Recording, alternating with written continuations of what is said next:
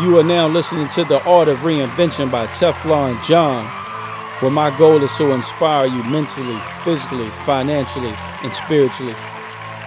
And I just want to help you grow the garden of your mind. I just want to change the world one person at a time by giving them motivational advice, inspirational advice.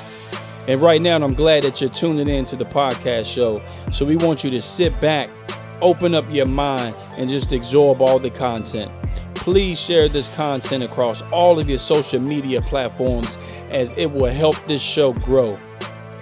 Sit back and enjoy. One love. Be blessed. The Vibe wants to recognize the difference maker of the week, Jonathan TeflonJohn Smith of Lynchburg, for his continued work in the community as a fitness trainer, motivational speaker, mentor, and podcaster. His motto is inspiring the world one person at a time, and he demonstrates that on several social media platforms. Thank you, Jonathan. We appreciate your hard work in our community. If they're doing good in your hood, nominate that person by email tshelton@thevibe.fm or the Vibe Facebook inbox and follow their lead in making the world a better place. Powered by the R&B Vibe, 100.1 and 97.7. Hey everybody, I'm KaeRhon Tomaz. And today we're going to be doing something a little bit different. We're going to be shifting gears, and I'll be the TeflonJohn of this video, and I'm going to be interviewing TeflonJohn himself. So sit back, relax, enjoy the segment. Alright, so here we are, on this couch. I got my cousin, my boy, co-worker, teammate, whatever you want to call him, dynamic duo time. I'm here with Jonathan TeflonJohn Smith, my cousin from a long time. So it's been a minute. So how you been, man? Yeah, doing good, man. Just chilling. Glad to be on the other side of the seat. It's different for me. It's just like a parallel universe we got going on. Because usually I'm not. You won't see me. Usually I'm on the other side, but today is a little different. First time for everything, I guess. I wanted to ask you a couple questions. Get to know TeflonJohn inside and out a little bit more. Let's go. Let's shoot. Yeah, let's go ahead. So, what started you on this whole? This thing going on here, this as far as the show, from the show to everything, just trying to better yourself. What was the manifest destiny? What told you to do this? Yeah, so I would say what really got me started to doing the show is when I went on living in the heart of Virginia. And, I remember I saw that. So doing music, rapping, making beats and everything, I've always been into like the audio technical side. Then I got into a little bit of video, but I always think I can do something. So my whole thing is I hate the middleman. You know what I'm saying? Like, why pay somebody to do something that I can do? They're not saying that I wouldn't put money into something I couldn't master, but I think that I believe in myself that much that I can learn a craft. But, just things that I've been through in life, it actually motivates you. You know what I'm saying? Like, it can crush you or it can motivate you. So I think things I went through in life and made it out. Now it's my opportunity to actually take my stories, take other people's stories, and actually put them out there and try to inspire other people. Interesting. Okay, so it's kind of what you just said also reminds me of it's like just working with what you have, as opposed to saying, oh, that's never going to happen, I'm not going to accomplish this particular goal, so might as well just wait till the professional can help me out.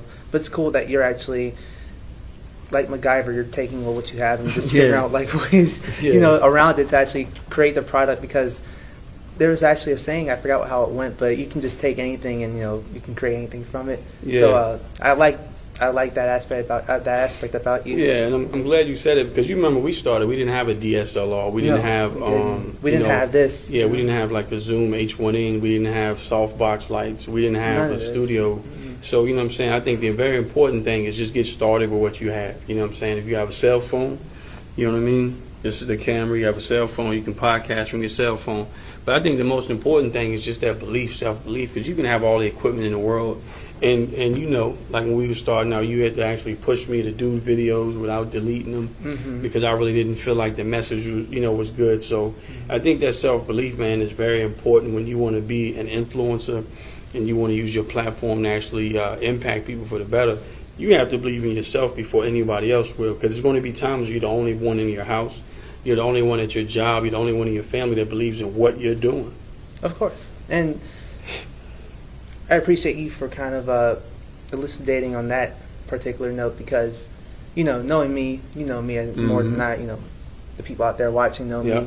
But we're talking about you. But I've seen the struggles you went through where it seemed like people at your job, or maybe other people might have said something, or even just kind of given off our particular vibration that, what you were doing was probably fruitless, or nothing was going to come into fruition. But, looking at what we have now, and since we started from, you could say dirt, I wouldn't say dirt, but, we started off with not the most robust set of equipment.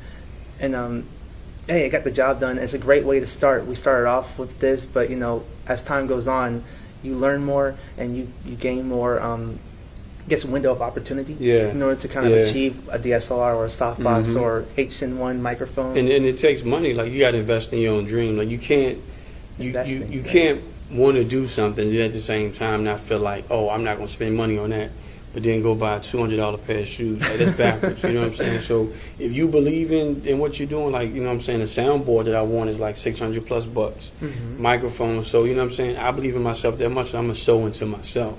The reason people water a seed in the ground, they're sowing into that seed that one day they're giving the nourishment that it will grow. Same thing with this, same thing with buying cameras, same thing that we're doing, putting out video after video, because one day it's going to grow and sprout. Now, the thing is, we falling in love with watering the actual seed. We're not falling in love with the plant and the blooms of the flowers, because what happens is, if you don't love the process of watering that seed, it's going to be hard for you to continue to do that to bring flowers. You know what I'm saying? Focused on the end formula rather than the process it takes to get to the end formula. Now you got to keep the end in mind. You know what I'm saying? It's very important that everything you do to keep the end in mind. That's why I focus on quality. I don't want to put anything out, and I've been criticized for it if it's not quality. You know what I'm saying? Like, in social media, you're competing with people's eye gates. So as they scroll, something that looks good stands out to them, and I think they'll push it. You know what I'm saying? But going back to what you said about, people not believing in it, like, how many languages do you speak? Well, predominantly English, a splash of French, maybe. Can you speak German? Not at all. Okay, so if you went to Germany and had a conversation, it'd be hard for y'all to communicate. It'd be hard for them to understand you, right? Right. So I think the problem is most people are frustrated, and I've went through that, is I'm a visionary. I'm a dreamer. If I'm having a conversation with other visionaries and dreamers, it's like two people that speak the same language. Two people talking German, they understand each other. The problem is you have visionaries and dreamers that are speaking to people that don't dream, that don't have visions, that just want to work a 9 to 5 and go home. And it's like Chinese arithmetic too, or something. and they can't articulate and they can't speak life into them because they don't know. You see what I'm saying? So the thing is, you need to surround yourself with other people that dream, other people that network, and other people that actually believe in something that they can't see. And that's challenge you as well too, right? Yeah. You want people to challenge you, but you want to get around people because being a visionary and being a dreamer, I think you're a special type of person. Growing up, I watched X-Men, and on Professor X's mansion, it said I think it's Charles Xavier School for the Gifted, and they were all in their house together because they understood each other. They had special powers. Not saying we have special powers, but we have a special way of thinking. We can see something before it's there. Some people won't believe it until they see it. But me, I'm already seeing us with 3 cameras. I'm already seeing us with a $1,200 soundboard. I'm already seeing us with a video mixer. Right, you're having an optimistic. Yeah. So everything I do, the end goal is already in mind. The quality, the production, and every time we finish a video, what do I say? How can we make it better? How can we make it better? That's always basically some of the final thoughts you give. As far as like a recap goes after we finish the video. Then we'll also, go back and compare it to, not so much compare, the guests we had, because all the guests were awesome in their own special way, in their own different way. They were unique in their own different way. But what we'll do is we'll go back and say, was the lighting on point in this video? Yeah. Do you think, the pacing was good? Was the subject matter strong enough? Things like that. And it seems like with each video, there's a new improvement. We learn something new. Sometimes it might come through trial and error. We might make a mistake, but over time, we learn from those. We pick up on it. Like even today, I think we also, there's one thing I always make sure I do, and that's to make sure their sound going. Because there's been times we had to do reshoots because... we shot 30-minute videos with no sound, like no words, no sound. Like a Chinese movie, like... Call me up. Just no words at all, you know what I mean? So I think that it's very important to learn from your failures, you know what I'm saying? Like, you can learn from anything. You know what I mean? And we just finished up an interview with Living in the Heart of Virginia, and just we learned from them. Like watching their cameraman, I'm always learning. I'm always soaking up, but I'm not so infatuated with the information that I forget about the results. Some people are consume information, consume content, consume information, consume content, and they never put that into action. And it's just information overload. Yeah. It's just like you will go broke if you're only a consumer. You know what I'm saying? Billionaires, like if you look at people that are billionaires and people that have money, they don't just consume and go buy other people's product. They invest. They have a product and they invest. You see what I'm saying? So people consume from them. So when you're consuming my videos, when you're consuming other inspirational stuff, try to apply it. You know what I mean? Novocaine is good for toothaches, but it's worth nothing unless you apply it to the tooth. You know what I'm saying? So it's very important to look. You're going to fail. It's things that you're going to do wrong. We might go back and critique this video, but we're going to learn from it and improve. Like if you go watch some of our earlier videos, I was borderline trash. You know what I'm saying? I don't think I'm that good at what I do now. I think I'm getting better, but I've improved. Greatly, no tremendously. energy. Yeah. From what I remember seeing, although I've always thought you were good because I wasn't doing it. And I just think, wow, he's borderline natural at this. So, watching it, I mean, starting off, you were young people. It taught me something great too, because looking at how far you come now, though it may not seem like that much time has passed. It's there's a process of getting into the rituals and standards. It's just by repetition kind of creates. If you drill something enough times, you will master it in time. And I think that's the narrative you stuck by. Also, I had another question for you about that. Where do you find? Because I know sometimes people wake up. If you could apply the same amount of work you do into your 9 to 5.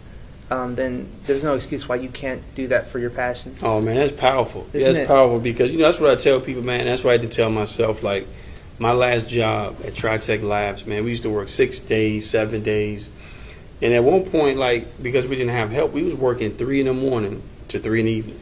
So we would work half a third shift and all the first. Sometimes we would work all the first shift, half a second. You know what I mean? And it was crazy because then on days when it was time for me to do videos. On days it was time for me to work on my website. I'm like, I'm tired. Oh, he would be a zombie, wouldn't you? No, I'm just saying, I was saying I'm tired, but I'm not looking at, if I'm willing to do it for somebody else, realize that if you don't support your dream, you support someone else's. So every time you hit that clock, you're supporting someone else's vision. So whatever company you work for, somebody had a vision and developed that company, and then you're an employee that helps invest in that person's business. So what I had to kind of program myself is if I'm willing to work 3 in the morning to 3 in the evening, and that was something that really bothered me because if I'm willing to do that, and we was doing it 2 to 3 days a week, why can't I do it for my own vision? Why can't I get up at 3 in the morning and do a video? Why can't I get up at 3 in the morning before my normal job and write an article? Why can't I get up at 3 in the morning and edit videos? You see what I'm saying? Right. So it's all about the grind, and I believe you really hit the nail on the head because some of us are geared and trained that you go hard on your 9 to 5, and then when you get home, it's time to rest for the 9 to 5. Watch TV, cook dinner, fall asleep, do it all over again, but kind of disregard what passions you had. Yeah, and I think it's crazy because in America, you see a lot of foreigners come from different countries, and they come over with the intent to own their own business. They don't come over with the intent to work for somebody else. To be a wage slave for the rest of their lives. And so I think it's just sometimes it's the American dream sometimes can be shaped different ways. Like you see people say, go to school, graduate, go to college, graduate, get a good job. Not go to school, graduate, go to college, graduate, own your own business. You know what I'm saying? You're going to put all that time, you're talking about at least 22 years of your life, of your adolescence, to come out to work for someone else. I think that's backwards. It is. Like, one of the restaurants in Lynchburg, La Carreta, I remember the very first La Carreta, and you see it being a family-owned business, a Mexican restaurant, family-owned business, good food. Oh yeah, honorable too. Man, it's like, 4 or 5 La Carretas now? The bus boys driving the Lexus. Yeah. Family-owned business, man. So if they can do it, then so can you. Like there's nothing, everyone, as a human being, we all have, no one's better nor worse than another person. I think we're all capable of building something just as much as the next man is. But it seems we get caught up, I wouldn't say brainwashed, A lot of us seem like we are. No, I think it is. I think it's learned behavior. You know what I'm saying? Because when you grow up, you're like, let me tell you, like in school, like before I got into fitness, I was taught that pizza gave you all the 5 food groups. You see what I'm saying? You got your dairy, your meat, you know what I'm saying? So now you go over and realize that pizza is bad for you. But because you're geared and they train you to actually, that pizza is good, give you all the food groups, that's what you consume as a child. And it's just like milk. We're trained that milk is good for you when, over 75% of human beings are lactose intolerant. So some of it's learned behavior. This is what they teach you. This is what you learn. So therefore, this is what you follow by. Mm-hmm. So then when you become the one minority, not just minority being, colored or, being African American or Hispanic, not when it comes to race, but a minority of the way you think, now you're the oddball. You're the oddball. You're the rebel, maybe, as far as like going against the status quo. I'm glad you even brought that up because this can also tie into us working 9 to 5s and giving that all our energy giving that all of our energy and not trying to transfer all that energy into something that we really love and actually enjoy doing. That process with you working at TriTech Laboratories or any other job that was pretty taxing and draining upon your family life, which it was. Me working at factory jobs, I understand the struggle. It's killer, man. It's killer, and you can look at that different ways. A lot of people may say, I hate my job and hate this, daily grind and all that. You can also look at like maybe we weren't here for an easy life, or maybe it wasn't meant to be easy for us. Yeah. So it's really challenging on you, and you seem like you succeeded at that challenge. Yeah, so far. Well, I think I had to mature. You know what I'm saying? Because there was times I wasn't treated fairly. You know what I'm saying? And I wasn't. You know what I mean? And I think when you're great at what you do, when you're good at what you do, a lot of times, with great responsibility comes great power, and you're weighted on. Mm-hmm. Not weighted like people waiting on you, but you'll have a lot of weight on you. And I think that sometimes when you're talented, depending on how the leadership's trained, you know what I'm saying, instead of them empowering other people to scale you across other people, like, hey, this is the standard employee, let's get everybody to function like this, they just rely more on you. And what happens is you end up pushing this employee out the door. But one thing I can say, you will train, like at TriTech is where I gained most of my tools, man. TriTech led me to the good paying job that I have now. If it wasn't for TriTech, I wouldn't be thankful for this job. If it wasn't for TriTech, I wouldn't know how to be grateful. I wouldn't know how to run my department now. And so, I'm thankful for it. It was part of the process. It was like when I was at TriTech, I was the seed in the ground. And I was being watered. Even though I didn't like it, imagine if you were a seed buried under the soil. That's not comfortable. You know what I'm saying? You're in the dirt, can't anybody see you? But once it grows, it's a part of that process. And TriTech was just part of my process, man. And then when I look back over it, I just thank God for everything because it really matured me at a quick pace going through that. Right. It gave me a lot of skills. You know what I'm saying? Mm-hmm. Whether you like the process, which probably not, but sounds like you have to go through the coal in order to get to the diamonds. Yeah, you have to, and that's what most people don't realize. Like diamonds are purified in the fire, and most people want, you know what I'm saying? Like they want the end result. Mm-hmm. Most people want their cake and eat it too, right. But a lot of times, they don't realize that you can't have it all. Mm-mm. Like if you want to be the best, if you want to be, you know what I'm saying, like making a certain amount of money, it requires sacrifice. It does. There's a lot of sacrifice that goes into what we do. Right. Like time. It's a lot of sacrifice in time, a lot of sacrifice in money, and there's a lot of sacrifice in energy because, when it comes to the fitness, I try to keep my body in shape to do this, but you must sacrifice. Like, there's no way to say, I want to be on a, talk show level and not put in that work to actually get it to a talk show level. Right. And it's a lot of work. It is. That's going to go, in it. Might sacrificing an hour of sleep or more, and it's something. I'm glad you brought that up because a lot of my people in my generation, we could call them millennials, 90s kids, everything. The reason why we want it now is because we're so used to having it now, thanks to these guys right here. Because everything's instant. Microwave generation. We want it instantly. We want it now, and that's why we're probably impatient or we don't really know the process of. I think that's parenting too, man. You know what I'm saying? I think sometimes when it comes to, bad parenting, I think when it comes to bad parenting, that can also ruin you. I think my generation, the millennials, as a lot of people call them, the '90s kids, they're a product of wanting instant gratification now. I think part of that's bad parenting. Like I said before, I think it's one thing to teach a child, like, because you see it, like when I coach football, it's one thing to tell your child you can be anything in life that you want to be. You can do anything in life that you want to do. Period. Biggest mistake ever, because you're not telling them you can do anything in life you want to do. You can be anything in life you want to be, but it comes with hard work. Just because you wake up out the bed and say I want to be the president of the United States doesn't mean that that's just going to happen just because you want it. It comes a process of hard work and dedication with that. I think part of our generation is we're raising people, and we're letting technology raise them, and we're making them feel entitled to what they want. That's the word, entitlement. Yeah, without teaching them that, hey, nothing comes to a person that sleeps with dreams. Even if a person that has a dream has to wake up and make it a reality. So it's up to you to put in that hard work. And until we start telling these kids, like, look, you can do anything, hard work, man. Hard work, dedication. It's possible, but if you're not willing to put, all the effort into it, then you get in what you put out, basically. Yeah. And sad that it's not impossible to, change a nation. I mean, there's been kids that, do remarkable things in this time, this age, and, in this era and time. So, I really want to touch on what was it? Let's go back to the fitness thing. So I remember when I saw you, I was like 13 years old. It was before you got. Oh, happy anniversary, by the way. Yeah, thanks, man. Thanks. Love my wife. Happy anniversary for 10 years. Yeah, congrats, man. I remember when you got married, and shortly after, I was 13 years old, and I remember I seen you afterwards, and you had put on some pounds. Yeah. It's that eating, man. Like, eating. I think I've gained like 30 pounds after I got married, man. Eating a lot of spaghetti and lasagna, home cooked meals.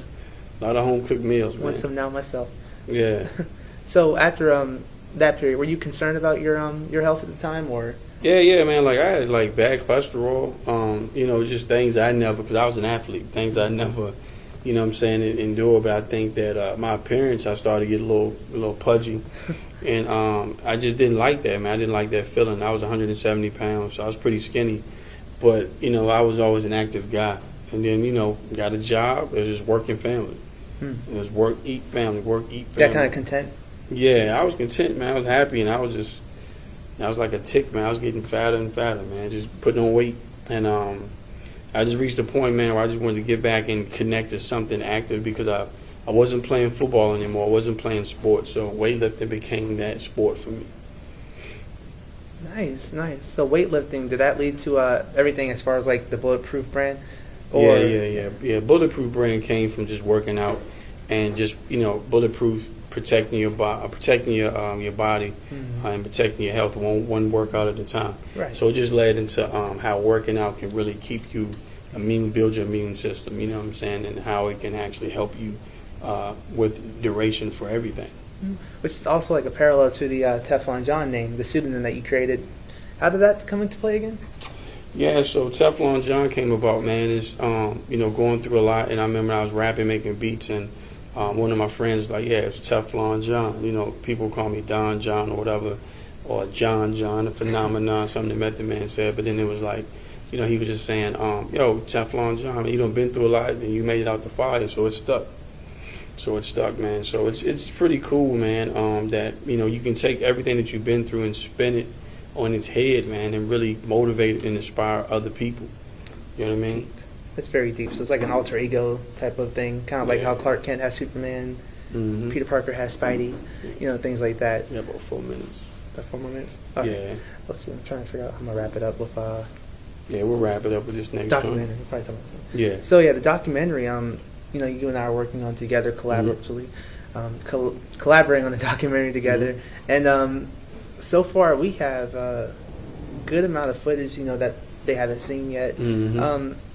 I know this question's been asked to death. But so what is, I'd rather you say it. I'd rather you tell it. What is the main objective, goal, or provoking thought. Provoking thought is all about exactly what it is. You know what I mean? Like, in order to make people think, you have to do something. You have to put something in front of them and present it in a way that it's never been presented to them before. And what great way of presenting violence than from their peers. A juxtaposition. People that's been affected by, people that's committed acts of violence, his family that's affected, people that have to respond to scenes of violence. So, and I think what it does is it opens up the mind and sparks that dialogue. And now we have a conversation about violence. Right. And because we're doing a documentary, we're having people talk about violence that may not have had that conversation in their household. We live in a country now where, it's free, but we're going through, bouts of division. So it's good, man. I think that what I'm trying to do, like I said, is ultimately give you the power to change. I'm not trying to force you to change. I want you to change by thinking, but I'm going to give you the power to change. I'm going to give you the fuel, and it's up to you to make that delivery. Right. Great answer.